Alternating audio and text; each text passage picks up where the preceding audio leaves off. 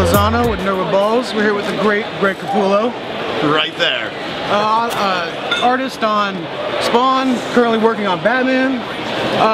I would ask you a little bit about Batman. One of my favorite parts in your artistry is when you have him talking to Gordon, and he has the big traps, and he's got the coat on, or not the coat, sorry, the cape. Yeah, yeah. And he goes down. It looks like he's a bat hanging upside down. Right. What is some of your favorite parts of working with Batman and the characters in that series? Well, I mean, I like drawing Batman, and it's funny that you described the shape of him, you know, because that's like one of the first things that was in my mind when it was coming to designing my version of Batman. Right. And you know, one of the things that makes a powerful looking character is a fat neck, right? Yeah. And like thick traps. You know, you picture boxers, it's like a shock absorber, right? Right. So, you know, I wanted it to be very much like that kind of, holy crap, neck into just endless traps. Right. You know what I mean? Like, if you hit this guy, you're only gonna hurt yourself, right?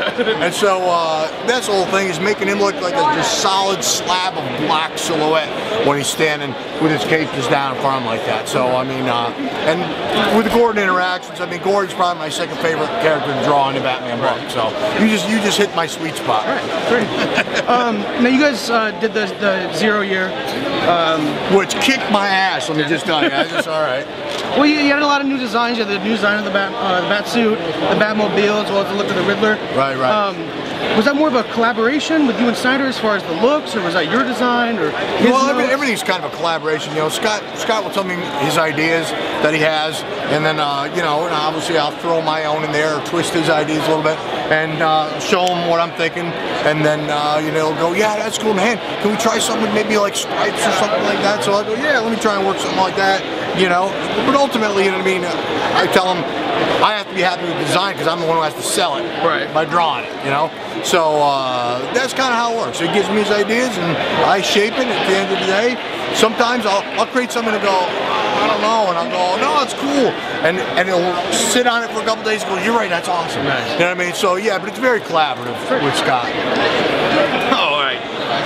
So, Eister drawings and all that. I want to know what influenced you. How did that all happen? How did that become? To do what kind of work now? The artwork on Eister. Eister, yeah. I mean, well, John, the guitar player and founder of the band, right? He's a big Spawn fan, and so for Dark Saga, he actually wanted original album art. It ended up being a piece that was already existed from what Todd and I had done, and so we used that. And then after we did that, he tapped me and go, "You want to do this for Wicked?" Something Wicked This Way Comes, yeah. And so I was like, yeah, cool. And then some colorist wanted to work with me at the time, and I forget his name, Travis, I think his name was. And so he goes, yeah, we'll do it. And so I picked that guy, and we got the cover done. It was nothing that influenced me. It was just, he wanted a bummy with, you know, with pyramid stuff, you know, so we go, yeah, we'll cook something up for you. So.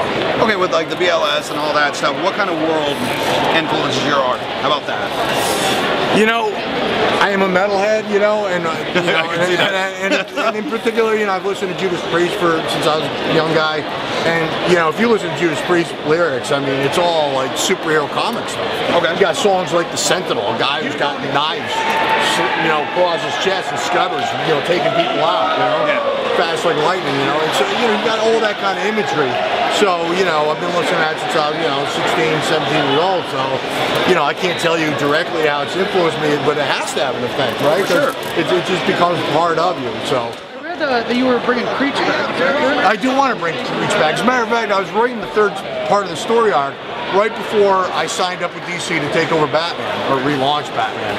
So I got almost the whole thing written and fleshed out. I was ready to get going, but now, you know, I'm doing that. It's like, I can't do both. Right. And actually, contractually, I can't do any other comic work outside of doing DC because it's contract. Right. So I go, well, maybe when I finish that contract, I'll take a minute, finish up my CREECH thing, and then figure out what I do from there.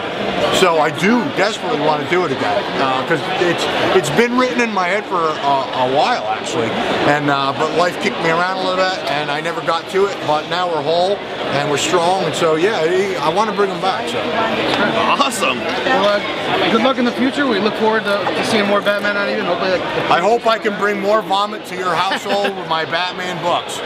We will definitely look forward to it. Thank you very much. All right, pleasure, guys. Thank you. All right, man.